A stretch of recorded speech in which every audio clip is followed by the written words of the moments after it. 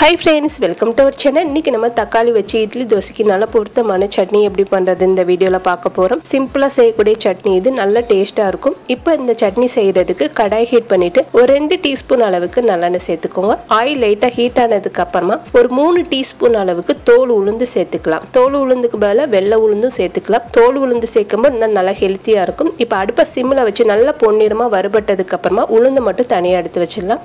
இப்போ அதே எண்ணெயில 1 டீஸ்பூன் அளவுக்கு கடுகு சேர்த்து நல்லா பொரிய விட்டுருங்க. நல்லா பொரிஞ்சதுக்கு அப்புறமா ஒரு பெரிய வெங்காயம் கட் பண்ணிட்டு சேர்த்துக்கலாம். அடுத்து இது கூட 1 இன்ச் அளவுக்கு இஞ்சியும் ஒரு 6 பல் பூண்டும் சேர்த்திருக்கேன். இந்த சட்னிக்கு பூண்டு கொஞ்சம் அதிகமாகவும் சேர்த்துக்கலாம். உங்களுக்கு விருப்பத்துக்கு தகுந்த மாதிரி பூண்டு கூட குறைய சேர்த்துக்கலாம். இப்போ லைட்டாக வதங்கினதுக்கு அப்புறமா இது கூட இதே அளவுக்கு ஒரு 5 மீடியம் சைஸ் தக்காளி கட் பண்ணிட்டு சேர்த்துருக்கேன். இப்போ கட் பண்ண தக்காளியை சேர்த்துட்டு இது கூட காரத்துக்கு ஒரு 4 பட்டை வத்தல் சேர்த்துக்கலாம். இது காரம் கரெக்டாக இருக்கும். சட்னிக்கு தேவையான அளவுக்கு உப்பு சேர்த்துட்டு நல்ல தக்காளி மசிகிற அளவுக்கு வதக்கிடுங்க. இந்த அளவுக்கு வதங்கினதுக்கு அப்புறமா ஒரு சில்ல அளவுக்கு தேங்காவை கட் பண்ணிட்டு சேர்த்துருக்கேன். இதை நல்லா மிக்ஸ் பண்ணிட்டு அடுப்பை ஆஃப் பண்ணிடுங்க. அந்த ஹீட்லேயே இருக்கட்டும். நல்லா ஆற வச்சதுக்கு அப்புறமா மிக்ஸி ஜாரில் சேர்த்துக்கலாம். இப்போ சேர்த்ததுக்கு அப்புறமா நம்ம வறுத்து வச்சிருந்த உளுந்தையும் சேர்த்து நல்லா திக்கான பேஸ்ட் பதத்துக்கு அரைச்சிக்கோங்க.